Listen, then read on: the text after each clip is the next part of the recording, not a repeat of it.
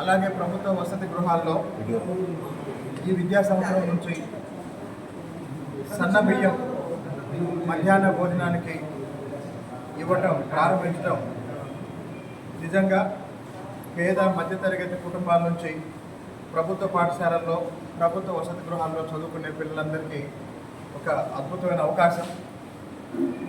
ఇంతకుముందు దొడ్డు బియ్యం వల్ల కొన్నిసార్లు ఇబ్బంది అయ్యి కడుపు నొప్పి అట్లాంటి సమస్యలు వచ్చేవి. కానీ ప్రైవేటు పాఠశాలలకు దీటుగా సౌకర్యాలను కల్పించే లక్ష్యంతో గౌరవనీయులు ముఖ్యమంత్రి చంద్రబాబు నాయుడు గారి ఆదేశాలతో గౌరవనీయులు విద్యాశాఖ మంత్రి లోకేష్ గారి స్వయ పర్యవేక్షణలో ఈ కార్యక్రమాలన్నీ జరగటం పాఠశాల విద్యా ప్రమాణాలు పెరగటానికి ఎంతగానో దోహదం చేస్తుంది.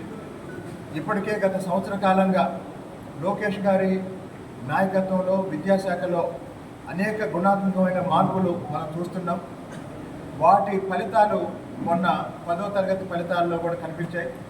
కాబట్టి రాబోయే రోజుల్లో ప్రభుత్వ పాఠశాలల్లోనూ ప్రభుత్వ వసతి గృహాల్లోనూ అన్ని సౌకర్యాలను ఏర్పాటు చేసి ఫలితాల్లో కూడా కార్పొరేట్ సంస్థలకు ధీటుగా ముందుంటామని సందర్భంగా తెలియజేయడానికి చాలా సంతోషిస్తున్నాను.